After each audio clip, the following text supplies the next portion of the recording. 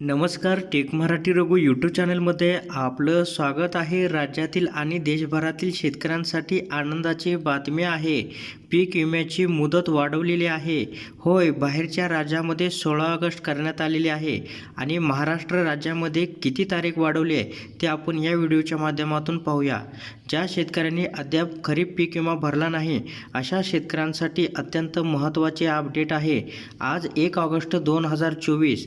होय, आदरणीय पंतप्रधान श्री नरेंद्र मोदीजी यांच्या नेतृत्वाखाली केंद्र सरकार शेतकऱ्यांच्या कल्याणासाठी समर्पित आहे.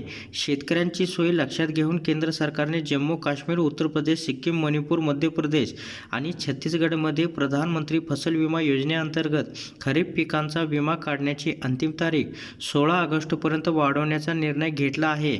2024 या निर्णयामुळे निश्चितच शेतकऱ्यांना दिलासा मिळणार असून ते या योजनेचा लाभ मोठ्या प्रमाणात घेऊ शकतील.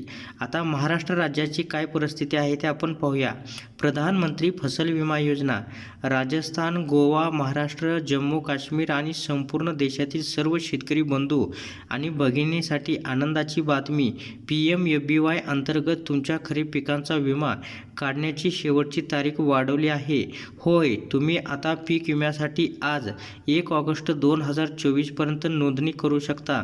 ही संधी सोडू नका आणि तुमच्या पिकांना पीक विम्याचे संरक्षण लवकरात लवकर करून घ्या असं सांगण्यात आलेलं आहे. तर महाराष्ट्र राज्यातील शेतकऱ्यांसाठी आज 1 ऑगस्ट 2024 ही शेवटची तारीख आहे. अद्याप ज्या शेतकऱ्यांनी पीक विमा भरला नाही तर त्यांनी संध्याकाळपर्यंत पीक विमा भरून घ्यावे असं आवाहन या ठिकाणी करण्यात आलेले आहे. तर अशा प्रकारे शेतकऱ्यांसाठी ही एक महत्त्वपूर्ण अपडेट होती.